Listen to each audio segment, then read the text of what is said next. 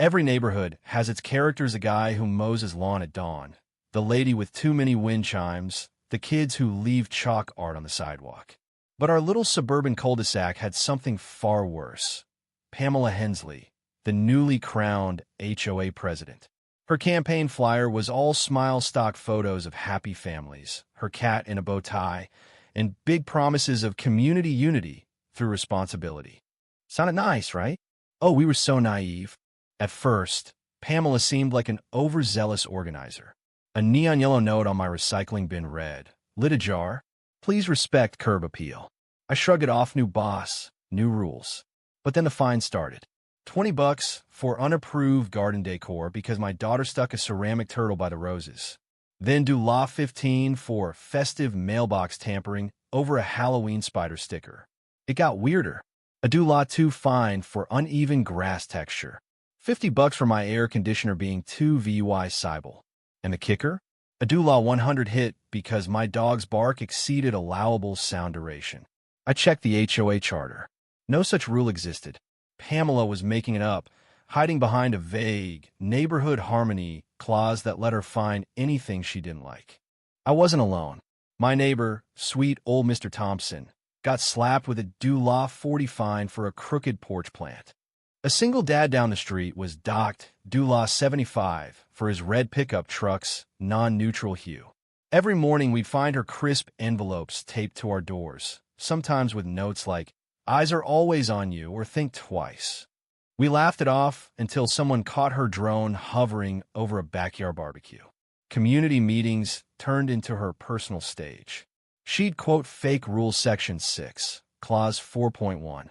All exterior fixtures must exude uniformity, and shut down questions with a smirk.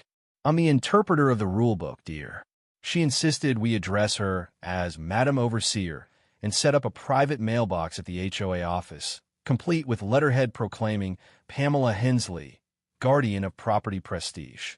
It was absurd but chilling. She even launched a newsletter column, Pamela's Picks, shaming offenders with blurry photos of sloppy lawns. I made the cut twice. Appeals? Denied for lacking remorse. She wanted typed apologies, double-spaced, signed in green ink. The final straw came when she fined me do law 60 for disruptive wine patterns from a garden pinwheel. Her letter actually said, "Rogue spins disturb our calm." I laughed until my sides hurt. Then I got mad. This wasn't about rules anymore. It was about power, and Pamela was drunk on it. So I decided to fight back, not with shouts or lawsuits, but with the pettiest, most legal rebellion I could muster, paying every fine in pennies. Not just mine, but the whole neighborhood's. Her reign was about to meet a copper tsunami. I dug into the HOA bylaws and U.S. Treasury rules. No rule specified how fines had to be paid, just that they were due in 14 days. Pennies? Legal tender. I double-checked with a Treasury clerk for kicks. My fines totaled do law 1, 247.6, 3124, 763 pennies. But I wasn't stopping there. I rallied neighbors who'd been hit hard. Maria, fined for her purple car. Tom, docked for Christmas lights past January 5th. 10 of us pooled our fines, hitting do law 5, 312.88 over 500,000 pennies. We didn't want buckets. We wanted impact. My buddy Jake, a retired mechanic with a flair for chaos, suggested pallets and a forklift. "Go big or go home," he grinned. Sarah, a bank teller, hooked us up with bulk coin orders. It took 2 weeks to get the pennies, but that gave us time to plan like we were pulling a heist. We rented a flatbed truck, built a ramp for unloading, and ordered custom stickers for the penny boxes. Paid in full. HOA approved.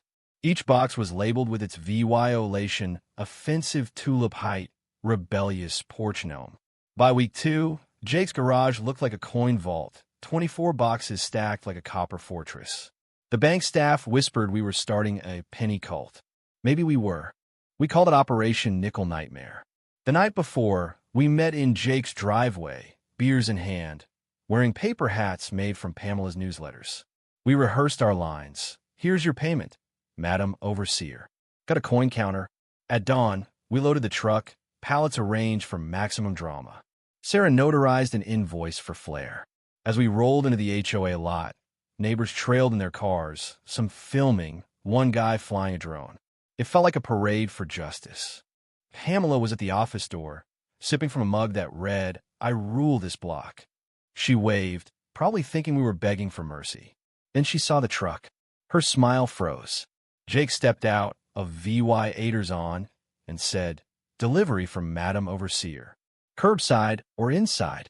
Her face went from smug to sour, and we hadn't even unloaded yet. She sputtered, "What is this?" I held up the invoice. Payment for every fine, 1 cent at a time. She opened a box, gasped at the gleaming pennies, each bagged and labeled. "You can't do this," she shrieked. "Oh, we can," Sarah said, while VYing the notarized sheet. Neighbors clapped from the sidewalk. Pamela called it a disruption, but Jake cited the bylaws. Deliveries allowed from 8 a.m. to 5 p.m. We unloaded box after box, stacking them by our door. Maria read VY-olations like a game show host. Box 1, illegal head shadow.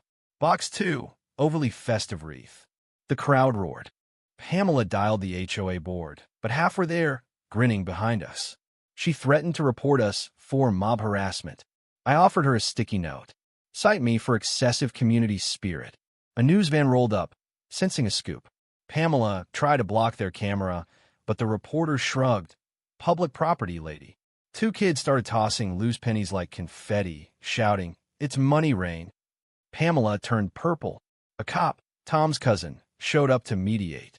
Pamela ranted about currency aggression. He smirked. "Looks like legal payment to me." The final box, labeled for lost sanity, sat by her mailbox. I flipped a penny at her. "Harmony restored, madam." We thought we'd won. But Pamela wasn't done. Within 48 hours, she declared an emergency compliance sweep.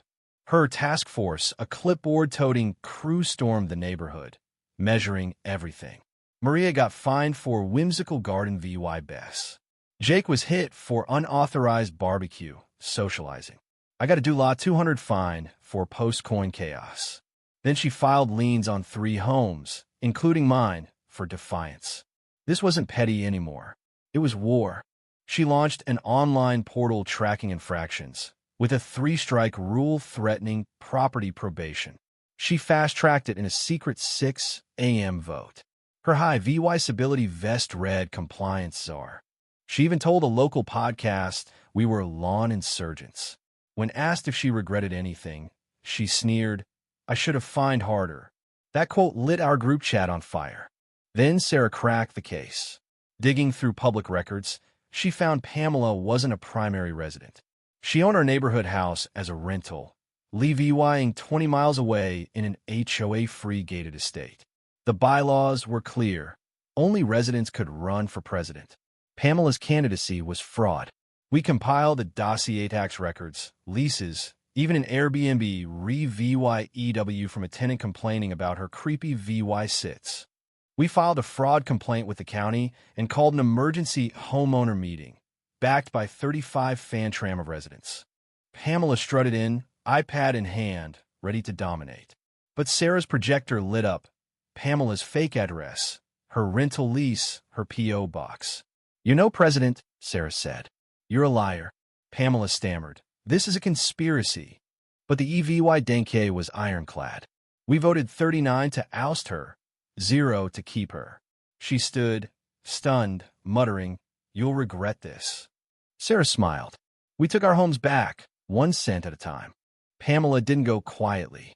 She sued us, Sarah, Jake, even the Airbnb tenant, claiming defamation and coin-based humiliation. Her lawyer, a shady ambulance chaser, filed blurry screenshots and toddler footage as mob EVY Denke. Our attorney, Lisa, a legal ninja, countered with proof of Pamela's embezzlement, DULA 3,000 on custom signs, drone gear, and President Forever hoodies. The judge tossed Pamela's case, calling it self-inflicted embarrassment. Our counterclaim for fraud and distress moved to CIVYL court, with potential penalties in the tens of thousands. The penny drop went VYRAL, racking up 3 million VYUs. TikTok exploded with remixes of Pamela's affront-to-order line, set to techno beats. Memes crowned her Copper Empress. Her real estate license was revoked after her brokerage ditched her. She tried a YouTube channel, Truths of Order, whining about penny propaganda. It flopped, mocked into oblivion on. A TikTok lawyer warned, "Don't mess with neighbors who read bylaws." Pamela sued TikTok, claiming musical mockery. The courts laughed her out, one judge noting, "Your ego isn't a legal right." We didn't just oust Pamela. We rebuilt. Sarah's board refunded every fine, torching Pamela's rules in a community bonfire. We wrote a new charter, transparent, fair, with public votes and no drones. The state HOA commission called it a model democracy. Our Ridgewood bill sparked statewide reform, mandating audits and homeowner rights. Copperfest, our annual bash, featured penny tosses and flamingo floats. A plaque at Penny Plaza read, "For those who paid for peace, 1 cent at a time." Pamela tried sneaking back, lurking from her cousin's house. She crashed a meeting, demanding order. A kid yelled, "Order's lame," and the room roared. We banned her under a new no stalkers rule. Her final humiliation? Tripping over a flamingo, caught on video, VYE'd 1.5 million times. She vanished, MOVYing states to an HOA-free town. Our sign now reads, "Home of the Penny Revolt. All welcome, except Pamela." What's wilder, that one woman turned a neighborhood into her fiefdom, or that pennies brought her down? Should HOAs have strict rules to keep things tidy, or is freedom like a loud wind chime worth the chaos? Drop your craziest HOA story below. Hit like if you pay in pennies, and subscribe for more tales of suburban showdowns.